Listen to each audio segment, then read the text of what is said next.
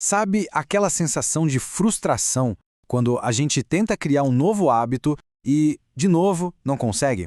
Pois é, e se o problema não for falta de vontade? E se a resposta estiver na nossa própria biologia? Nessa análise, a gente vai mergulhar na neurociência dos hábitos para entender como usar o cérebro a nosso favor e, finalmente, fazer as coisas acontecerem. Vamos começar por aqui, porque essa ideia é simplesmente libertadora. Pense em todas as vezes que alguém tentou mudar algo e não deu certo. Isso aqui valida essa luta. Não é sobre ser fraco ou não ter força de vontade. O ponto de partida é outro, completamente diferente. E aqui tá a grande virada de chave. Sabe aquela resistência que a gente sente, aquela vontade de procrastinar? Não é preguiça. É o nosso cérebro, literalmente, se defendendo. Tentar forçar uma mudança gigante é como tentar nadar contra uma correnteza muito forte. É uma batalha neurológica que a gente está meio que destinado a perder. Mas a boa notícia é essa. Existe um jeito de transformar o cérebro em um aliado, e não em um adversário. É sobre entender as regras do jogo. Quando a gente faz isso, o que hoje parece um sacrifício enorme pode se tornar algo tão natural quanto, sei lá, respirar. Ok, então vamos para a primeira parte. Por que parece que o nosso próprio cérebro nos boicota? A resposta, por mais estranho que pareça, tem tudo a ver com economia de energia. Pensa no cérebro como a bateria de um celular. Ele é o órgão que mais consome energia no corpo, disparado. Por isso, a diretriz principal dele é uma só: economizar bateria a todo custo. E o jeito mais eficiente de fazer isso é automatizar tudo o que for possível, para não ter que ficar gastando processamento com decisões o tempo todo. Essa frase aqui é a chave de tudo. Um hábito, no fundo, não é um sinal de uma disciplina de ferro. É um sinal de um cérebro que foi eficiente. Ele criou um atalho, um caminho neural que já está pronto para que a gente possa fazer as coisas sem precisar pensar, sem gastar energia.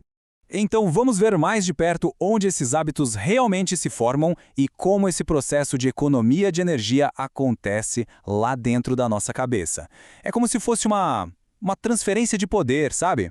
Olha que interessante o que acontece. Quando a gente começa algo novo, quem está no comando é o córtex pré-frontal. É o nosso gerente, que toma decisões. Ele é super importante, mas gasta uma energia absurda e é lento. Só que com a repetição, a tarefa é transferida para os gânglios da base, que é tipo o piloto automático do cérebro. Ele é rápido, instintivo e quase não gasta energia. E é exatamente por isso que começar é tão difícil. A imagem da esquerda é o cérebro gastando um monte de recurso. Tentar mudar tudo de uma vez é como tentar empurrar 10 pedras morro acima ao mesmo tempo. O sistema simplesmente não aguenta. A resistência vai lá no teto. Ok, agora que a gente já entendeu o porquê dessa resistência toda, a pergunta de $1 milhão é: como usar isso a nosso favor? A resposta está em seguir duas regras biológicas que são fundamentais. A primeira regra é a mais importante de todas. Para construir um hábito, ele precisa ser ridiculamente fácil de começar. Qualquer barreira, qualquer complicação, qualquer coisinha que exige esforço a mais, e o cérebro vai acionar o modo de economia de energia e seguir o caminho mais fácil, que geralmente é não fazer nada.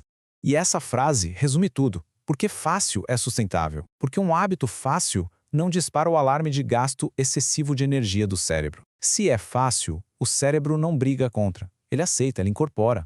E aqui a gente vê um exemplo bem prático. A biologia do cérebro não responde bem a saltos gigantescos. Ela responde a pequenas vitórias consistentes.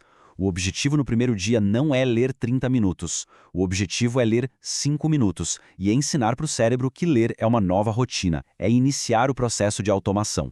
Agora, a segunda regra do jogo: dopamina. E aqui tem um erro muito comum. Muita gente acha que dopamina é o químico do prazer. Mas, na verdade, é o químico da antecipação do prazer. É o motor que nos dá a motivação para ir atrás de uma recompensa.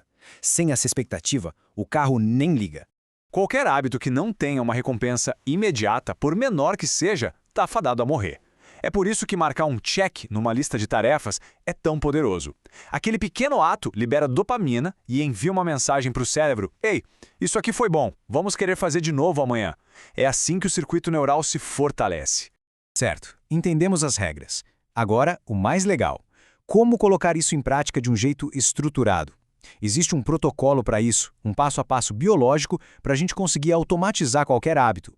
Esse aqui é basicamente o plano de jogo. Primeiro, reduza. Torne tão fácil que seja quase impossível dizer não. Depois, agende e use um gatilho para criar um ritual previsível. Quarto, recompense. Crie uma microcelebração para alimentar o cérebro com dopamina. E o ponto mais importante de todos, o quinto, priorize a frequência, não a intensidade. Fazer um pouquinho todos os dias é o que constrói a estrada neural. Então, no fim das contas, tudo isso leva a uma mudança fundamental na forma como a gente pensa sobre autodesenvolvimento. O objetivo não é ter mais força de vontade, não é se esforçar mais. Essa frase aqui é poderosa. Ela muda toda a perspectiva. Se uma pessoa está se esforçando demais todos os dias para fazer algo, talvez isso não seja um sinal de virtude. Talvez seja um sinal de que o sistema dela está quebrado. A luta constante mostra que a batalha contra a biologia ainda está acontecendo. E essa é a grande lição. Se um hábito ainda exige um esforço consciente diário, ele ainda não se tornou biológico de verdade. Motivação vai e vem. Uma boa estrutura, um sistema bem desenhado, isso funciona até nos dias em que a motivação tirou folga. Esse é o objetivo final. É chegar no ponto em que o hábito está tão enraizado nos nossos circuitos neurais que ele não exige mais deliberação. Ele simplesmente acontece, com o mínimo de esforço. É automático.